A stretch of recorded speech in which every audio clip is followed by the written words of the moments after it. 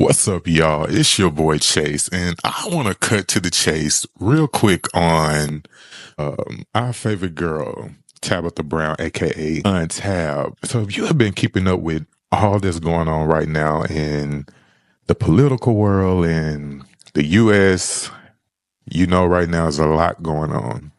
And with that, a lot of companies are pulling back or rolling back on their DEI commitments that they put into place after all of the uprising of 2020, which opened the door for a lot of people of color to get their products into retail. And Tabitha Brown was one of those people who I'm assuming benefited from that. So to make a long story short, she went on and expressed how she understood how people felt, but she also felt that boycotting these places would destroy Black businesses, was pretty much her emphasis. And I think I felt two ways about this situation. One being that I understood what her message was, and I also understood where she was coming from. I do, as an entrepreneur, as a business owner, I understand. However, I think also it is important to understand that this moment is far bigger than one person.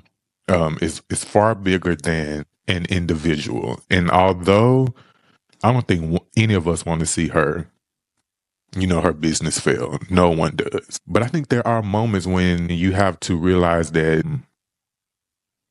for the greater good of things, like sometimes some people take a hit. And I think one thing that we do have to understand is that I don't think we realize that like we are in an actual movement. We are part, and just bear with me as I try to explain this. I think it's easy for us to detach, like when we grow up learning about the civil rights movement and things like that. And we look back on those things as like things of the past or things we've overcome. And we don't necessarily realize like what's going on right now, that we are actually in the midst of pretty much the same fight, just in a different way. And so I just think you just have to be careful. I think you have to be careful with what you ask of people and how you ask them. And so I was talking to someone and I was giving my opinion about, how I felt, how maybe would have been a better way to address the issue if I was Untapped. I would have, again, this is my opinion, I would have been able to digest it a little better if she had been like, okay, y'all, look, I get what y'all saying. I understand. I'm not happy about this, but this is what I need from you all. You know what I'm saying? And make the actual ask of, hey, I have one more year left on this contract. Can y'all support me throughout this year so I can figure out what my next plan is? And then, allow people to decide then. But I think it's the whole, like, y'all don't know what y'all doing to other businesses and you don't know this and y'all thinking this and that. It's like, you can't beat up on your audience. And which I'm not saying she's intentionally doing that, which, because I don't think she is. I think her tone is very much that of being understanding. I do want to say that. However, I do think you have to be careful though with doing that and also telling people like to do the opposite of what they should be doing. And I think that in a sense, you have to accept that you were on the receiving end of this when it was an uprising. You received and you benefited from the gloriousness of that uprising. But the work is not done. And unfortunately, we were fooled. We were fooled.